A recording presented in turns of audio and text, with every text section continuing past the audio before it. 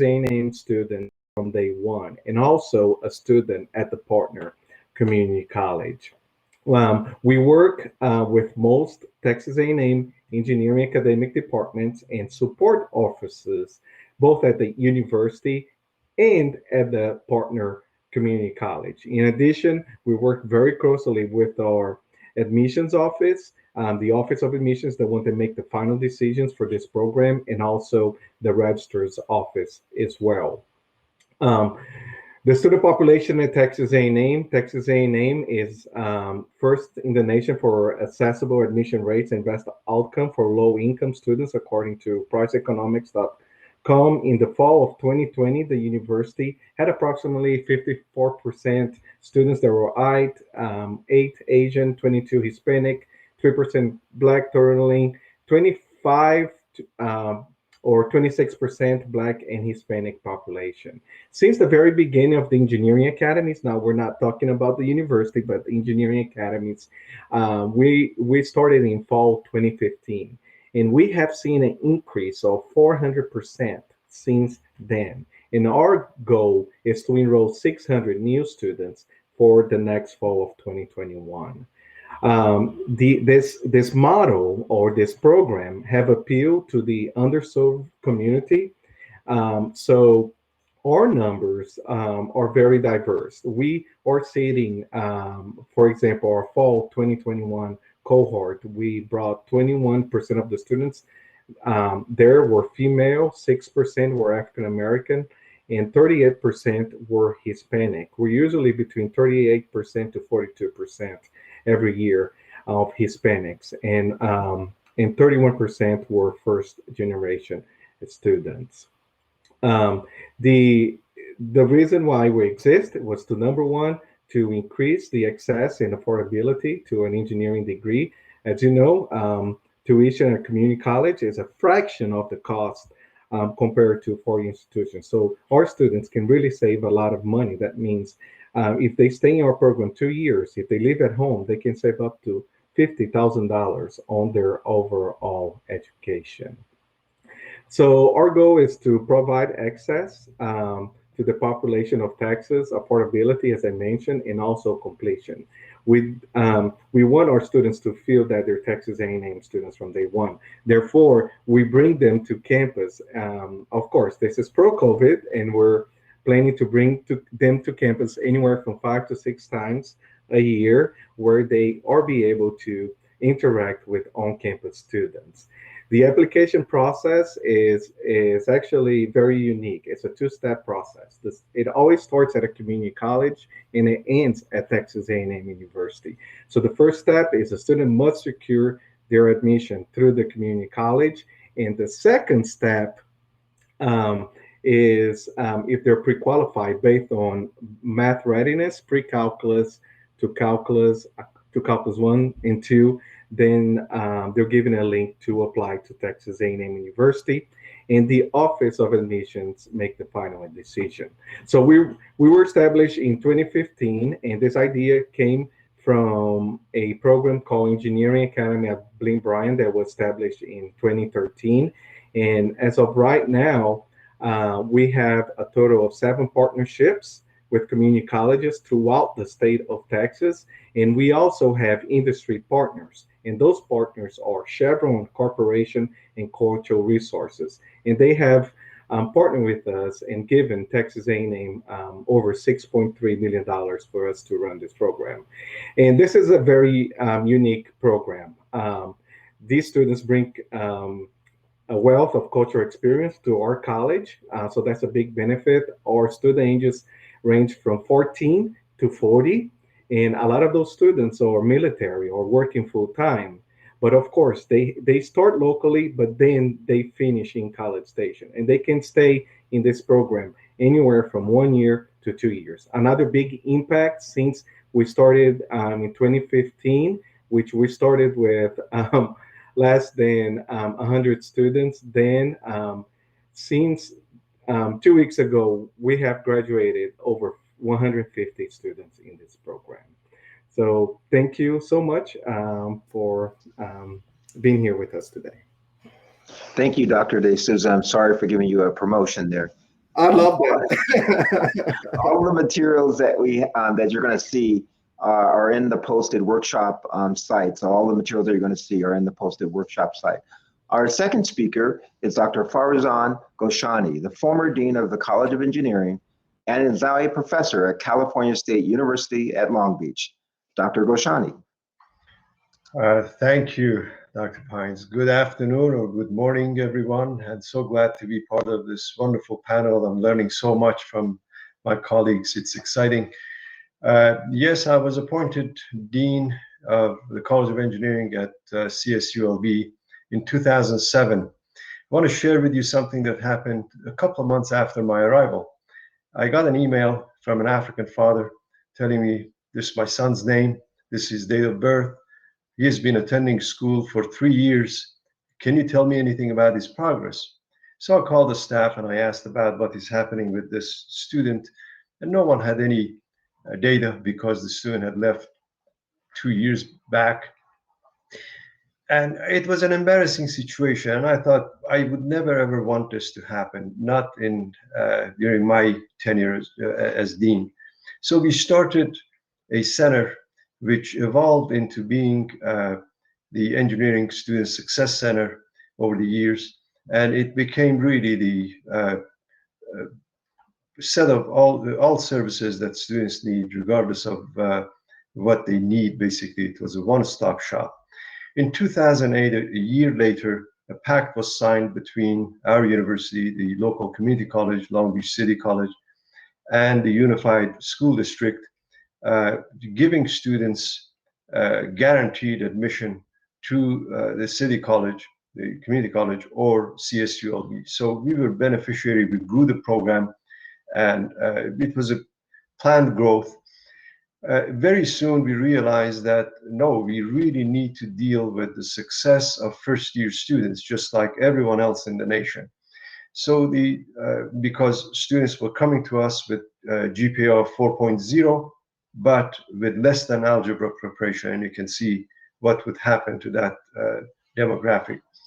So the phrase access plus success was coined.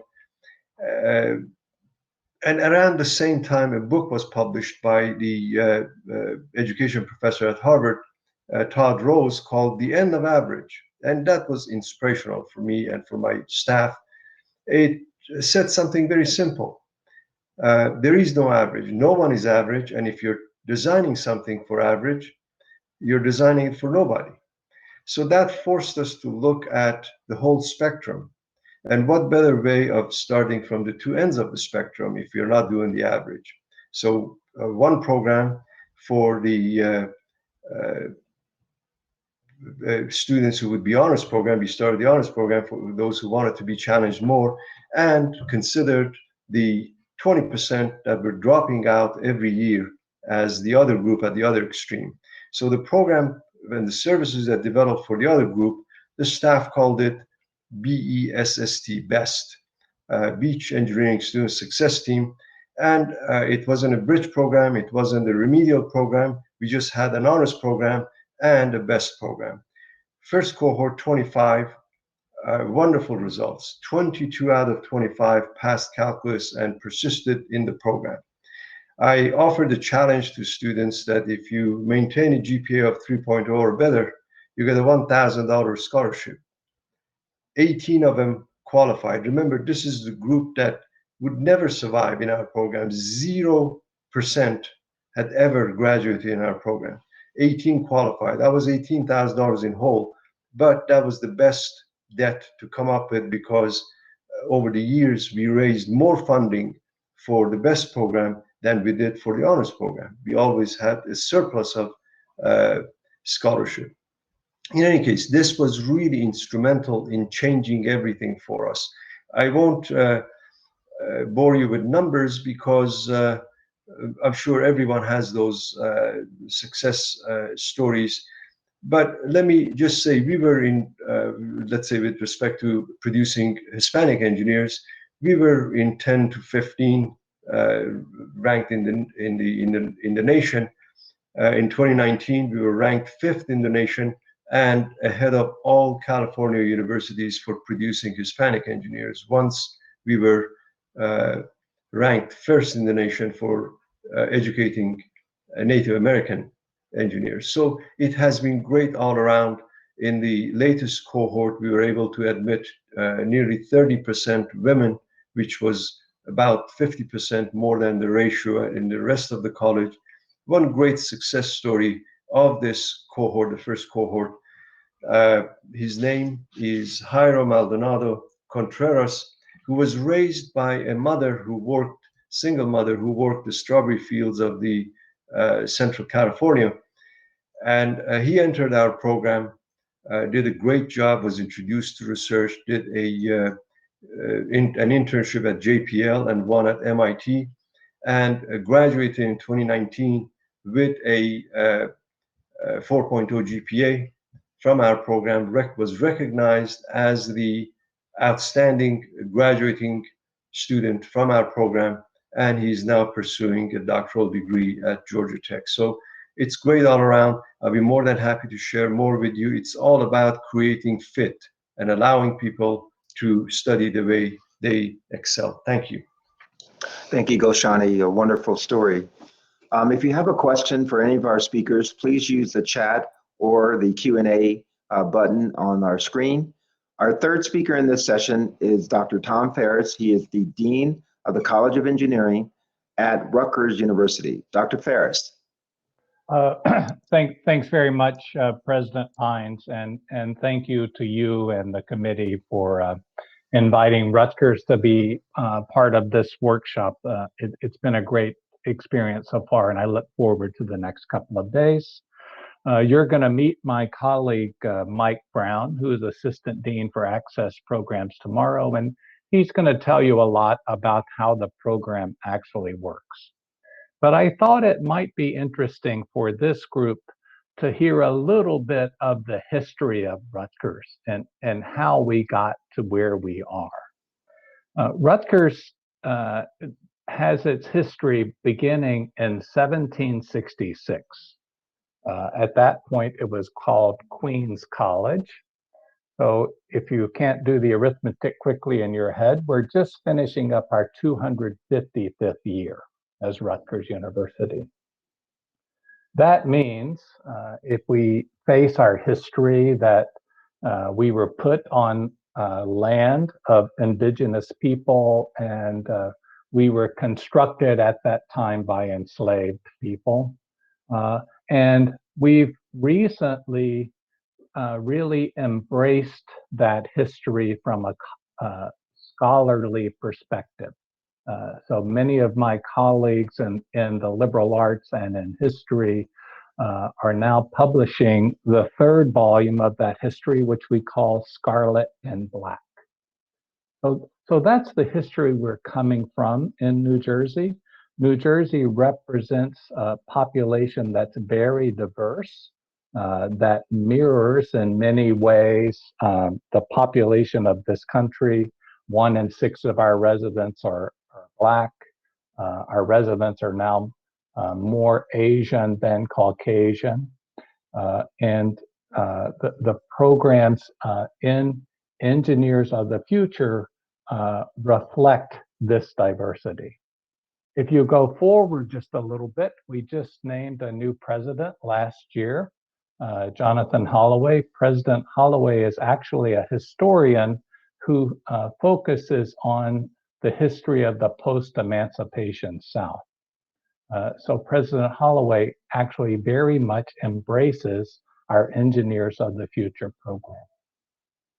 In the mid to late 60s, there was a lot of unrest in this country. We had the assassination of Dr. Martin Luther King Jr., discussions about who was having to go and serve in Vietnam. And there were some very unfortunate riots in Newark, New Jersey, which is our largest city. As we came out of the Newark riots, there are very famous documents that you can now find on the web of the Newark Accords. The focus of the Newark Accords was about healthcare in the city of Newark, building a public hospital, which is now part of Rutgers. But another part of the Newark Accords was establishing the Educational Opportunity Fund. So what is the New Jersey Educational Opportunity Fund? It's a commitment from the Chancellor of Higher Ed at that time to the 42 participating institutions of higher education in New Jersey that we would have 10% of our students who were supported by the Educational Opportunity Fund. They had to demonstrate that they were from educationally and economically disadvantaged backgrounds. They had to apply to one of our institutions. They must be meet the criteria for the institution of choice. They had to complete the FAFSA or the New Jersey alternative to the FAFSA and meet gross income and assets criteria to fall into the program. The students received some financial support from the state, modest amounts, but these modest amounts of support fall on top of things like Pell Grants that many of these students qualify for. The Educational Opportunity Fund started in 1969, so we just celebrated the 50th anniversary of it. In 2014, the School of Engineering augmented the Educational Opportunity Fund with the Educational Opportunity Program, focusing on our underrepresented groups, Black and Latinx students and women. They did not necessarily have to meet all of the financial eligibility criteria of Educational Opportunity Fund, but needed to be admitted to the School of Engineering using a holistic review. So combining Educational Opportunity Fund and Educational Opportunity Program, Engineers of the Future, building out our enrollment and successful enrollment of students from underrepresented groups and underprivileged backgrounds. You'll hear more about it tomorrow. Thank you, Dr. Ferris. Incredible history about Rutgers University, and thank you for sharing this wonderful program with all of us. Our fourth speaker in this session is Dr. Shuram Sundara Rajan, who's an Associate Dean for Academic Affairs and College of Engineering at Iowa State University. Shuram. Right. Thank you, Dr. Pines. Hello, everybody. It's a pleasure to be here. My colleague, Diane Rover, will be presenting tomorrow on some specific programs that have been developed in the Electrical and Computer Engineering Department regarding promoting diversity. And I was asked to participate in this panel, kind of talking a little bit about the broader admission practices here at Iowa State University. So the state of Iowa has 3 universities that all report up to a board of regents. We're one of those. We're the flagship engineering and science college in the state. And as such, one feature that we have here at Iowa State University is that students, when they apply to the Regents universities, there's a minimum admission criteria that they can meet. And if they meet that, they can get admission into any of the Regents universities. And at Iowa State University, they can in fact pick any major on campus. So that the Rai Formula, as we call it, is a composite that includes ACT composite or a converted SAT score.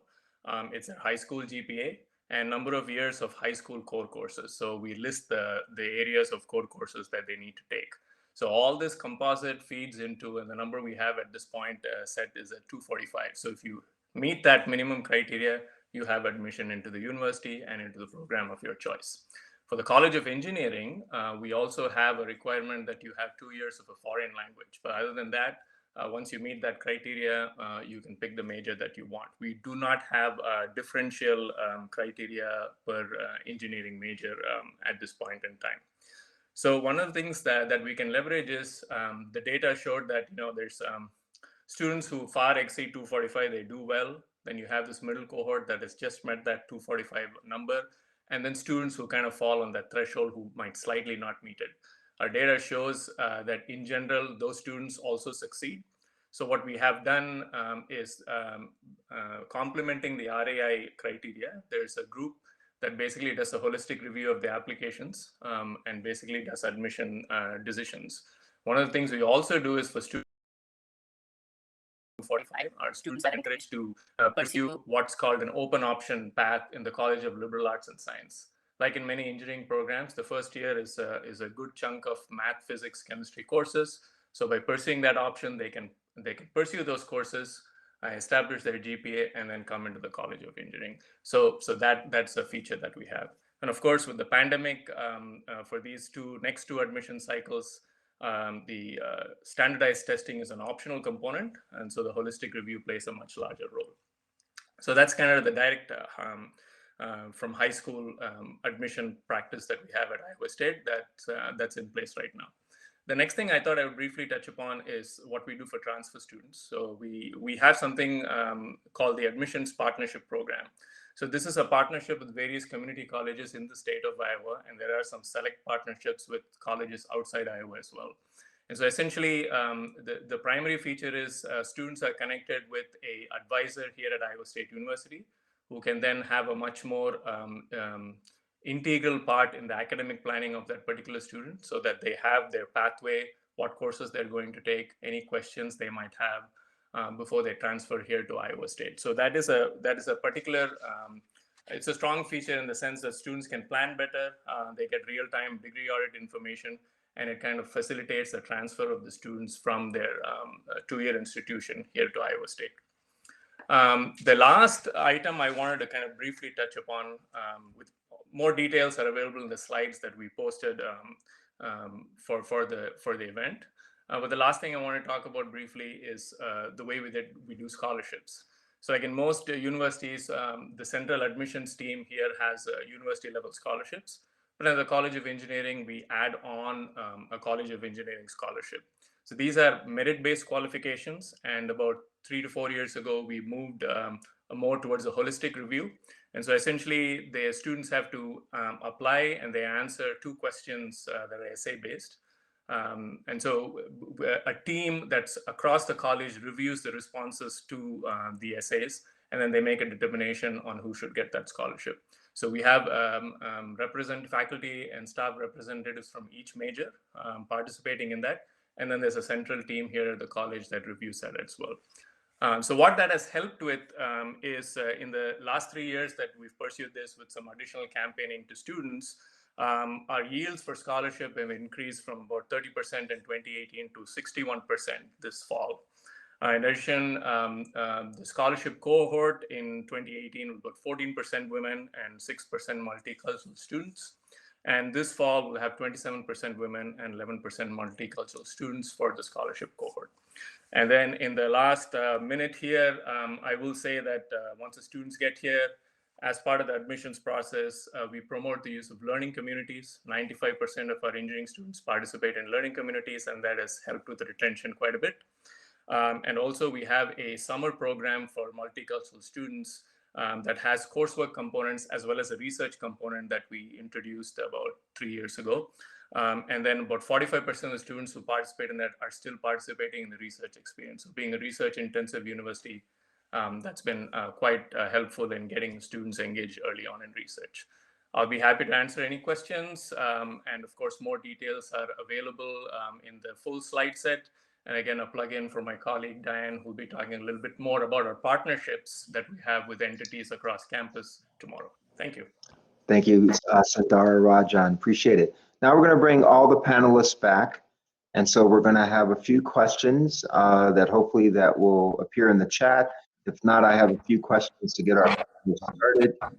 But if you have a question, please put your question either in the Q&A or in the chat.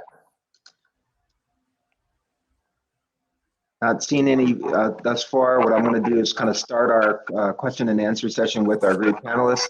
The first question is, what partnerships were most critical to the success of your program? So let's start with you, Dr. De Souza. Yes, thank you. That is a very good question. So we have partnerships with both community colleges and also industry. So the number one thing was to select the community colleges, the one that made more sense. And we worked together and make sure that our goals met their goals, because also they had the goals of graduating students as well, with their associate's degree. And with our program, we have the reverse transfer program. That's why our students can stay anywhere from um, 1 year up to 2 years before they transition to Texas A&M and finish their degree. And also on the industry side, this is very beneficial for them as well, because y'all, I mean, I share some of our numbers of how diverse our program is as well. So it's a win-win situation for both Texas A&M, the partner college, and also industry. So is it with every community college in the state of Texas? No, it's Oh, actually with seven okay. community colleges. Okay. We are all the way in West Texas. Yep. We have one in South Texas and multiples in the Central Texas region, and one in the Dallas area as Yeah. well. Okay. And Mhm. Dr. Goshani, you established a partnership with both the Unified School District and a two-year institution in your region. How critical is that partnership to the success of your program?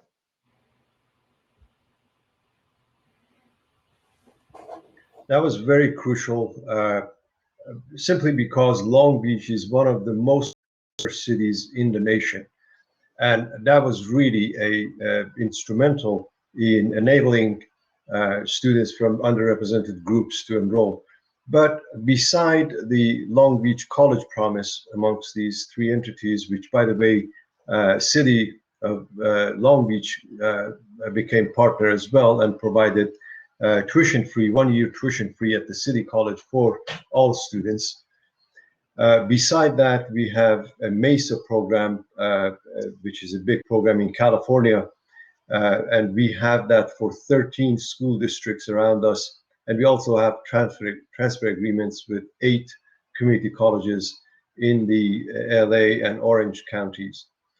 But our key success partners have been those who have provided the means for us to be able to create community centers for learning communities and enabling the same amount of services that we provide to honor students to students that require a different kind of support services.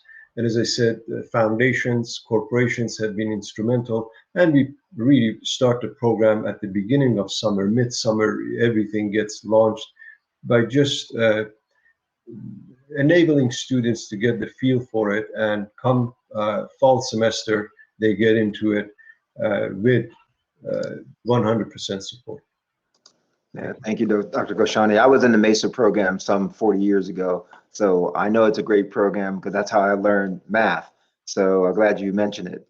Dr. Thanks, Frank. Ferris, in that unique history of Rutgers University and this incredible program that you guys have there, what key partnerships make it continuously viable going forward to really reach the diverse populations in your state?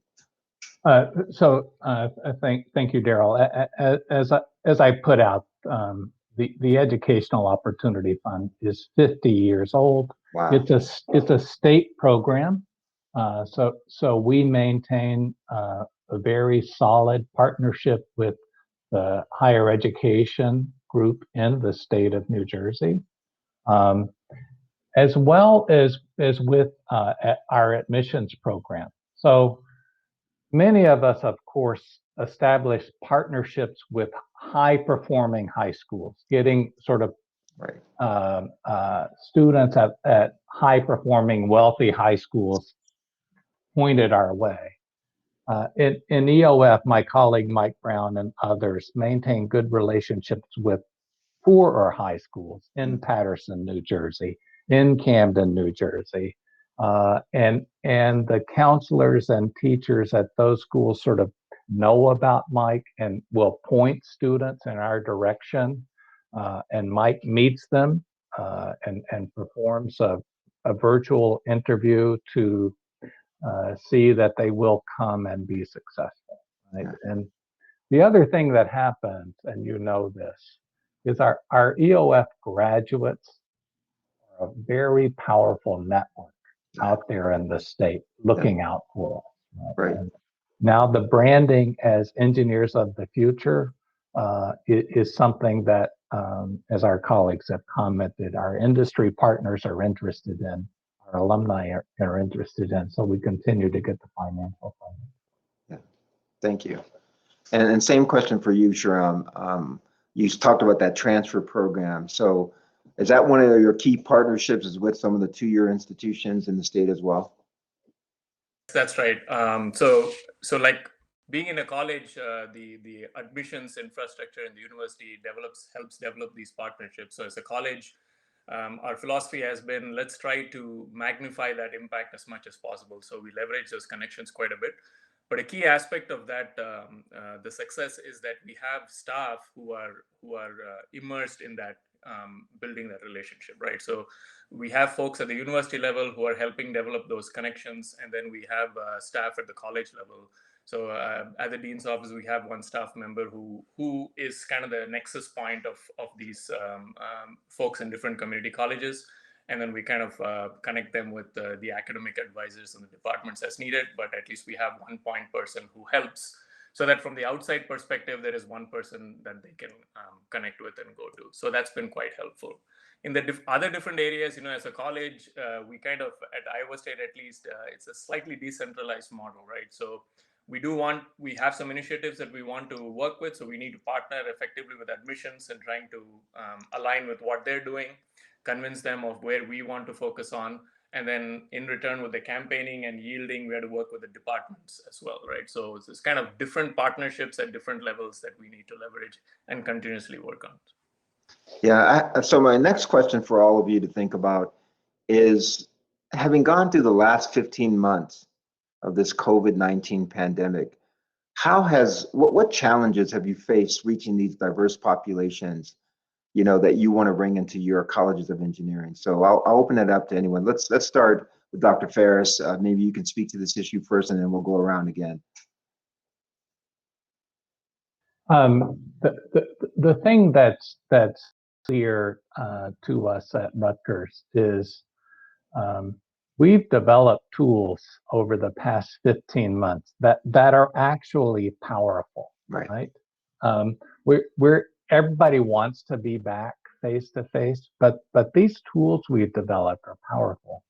Our advisors in the School of Engineering are seeing more students on Zoom than they were in face to face, and there are many reasons for that, right? The student may be a little reluctant to put in all the energy to actually walk over to the advisor's office and make an appointment, but just Zooming, they can get in and out and get it done very quickly. So, and there's a privacy thing there too with the student and the faculty or staff member that's actually perfect. Some students won't even show up in person, right?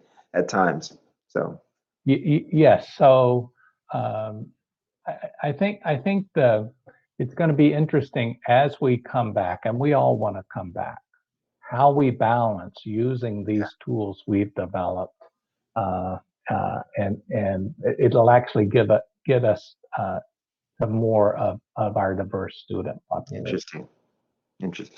Dr. Ghoshani, how about your thoughts on this time period we've gone through, and how the challenges that you've seen at Cal State Long Beach, and how they affect you going forward as well, just kind of like Dr. Ferris kind of alluded to. Thank you. Of course, I made the transition just before or just as the pandemic began. So I've been a little bit at an arm's length into daily activities, but I know that it is going strong, and all programs are moving forward as before. But let me talk about a different challenge, if I may, please. Sure. And that is more of a not philosophical one, but a byproduct of misconceptions that we have formed about higher education and success in higher education. And the problem is that we generally aggregate and then we analyze. And when we aggregate things. We put everyone into the same thing, and as I said, that concept of average becomes the dominating denominator for providing services and educational aids to students. This is detrimental, and we really need to move away from it. Here's an example. If you want to study speed and accuracy in typing, you bring in 100 people, so many people, and you measure how they do it. And at the end, it is very tempting to conclude that if you type fast, you make fewer errors, simply because those who type fast make fewer. This is not sensible, because those who type fast did many practices before. This is exactly the same with what we see in higher education, particularly in public schools in the United States. Success in higher education is more correlated with family income than it is with high school scholastic achievements, by a factor of nearly 10.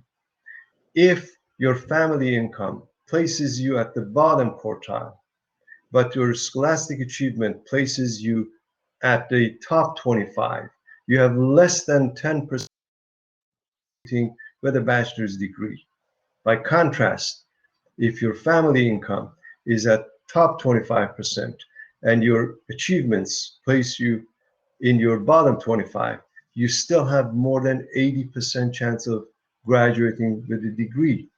So this is a matter of opportunity, providing opportunities, learning opportunities for everyone.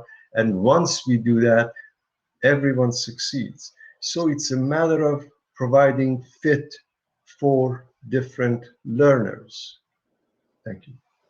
Great points. I love this quote you have of no one is average. It goes to everything you just said. So fit for the particular person, that learner that you're trying to help. So thank you for that comment. Shuram, so challenges at Iowa State to reach diverse populations. What are some of the things that you've seen over the last 15 months as well that allowed you to still achieve your mission? Yeah, I think I don't know. Maybe the data is showing that first of all, this past 15 months on a larger level, just the engagement from students has been very different, right? As we all shifted online. So although there are good techniques, good tools, in general, it's difficult to control that perception of being engaged. So on the kind of recruitment and admission side, I think it's been difficult to balance the needs of people.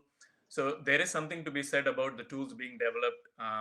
When you do recruitment events and admission events, the ability to do something virtual really opens it up to people who may not have the means to travel and do things like that. So there's certainly something to be leveraged there moving forward, right?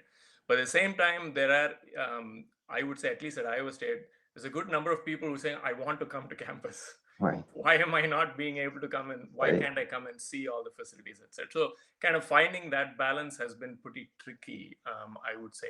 But it's probably a good problem to have, so that you provide enough options. So that way you reach out to the people who are willing to engage in that format without coming to campus. Because there's a high correlation with once people come to campus, at least at Iowa State, their chances of accepting and coming here exponentially go up, right? It's like a factor of 4 or 5, right? So providing that experience so that they can see what they will get when they come to campus, I think is the fine line that we're trying to write. So it's one of several challenges, but I think that would be key. If we can solve that, I think it'll help us quite a bit. So maybe others are in that same situation too. Yeah, well, thank you. And Dr. De Souza, you have a really unique challenge with working with 7 community colleges who are really, we didn't lose you there. Okay, good. Who are, you're trying to bring into this model of the Texas A&M model. So, what challenges have you faced? I wonder if even some of them are related to even just broadband connectivity. Yes, that's correct. That's definitely one issue that we had. The other issue, if you look at enrollment at community colleges here in Texas, it went down. But we were able to get enrollment up for the engineering academies, both for students that started in the fall 2020, and our numbers now are looking very strong for fall 2021. So we had to come up with new strategies. In the past, we did traditional recruitment where we went to high school classes, engineering classes, math and science classes, and presented, and also to regular college fairs. But when the pandemic hit, we switched everything to webinar, Zoom, and what we did was that we put this big marketing plan together where we did most of our recruitment using generating leads from Google Ads, from social media ads as well, and that really helped us a lot. And in addition to that, we also hired two students that went through our program that called those leads and shared their experience with them, with prospective students and their families. And we also put some email campaigns, which these are all things that we never done in the past before the pandemic. And I believe that's what has helped our recruitment numbers. And this is something that we are planning to do moving forward, in addition to the traditional recruitment that we did in the past. And of course, the recruitment both happens at the community college and also on Texas A&M. We work together to try to reach as many students as possible um, for this program. Excellent, excellent. So you'll have the final word, Dr. De Souza. I just want to thank all of our panelists. It's been some really truly insightful comments about really in the trenches work in the colleges of engineering across the nation. So we're really grateful for your comments today in this workshop. We're going to transition now to our breakout sessions for everyone. And so there's a series of breakout sessions on which there are some instructions and questions that are on whiteboards in the breakout rooms as you transition to the breakout rooms. Once everyone is finished with their notes, please introduce yourself as you go into these breakout rooms. Appoint one person as part of your group who will report back to the entire group later in the day with what you've discussed in terms of the questions that are posed to you in the breakout rooms. And then also those who are just making daily comments on the whiteboards in the lobby, also we'll try to collect all that information at the end of the day, and then we'll summarize it in tomorrow morning before every session that we'll have at the workshop. So I want to thank you for your attendance at this session, and now you're heading to the breakout sessions. I think you've been assigned, many of you, and some of our speakers as well. Again, let's thank the panelists, and let's go forward to the breakout sessions. Thank you.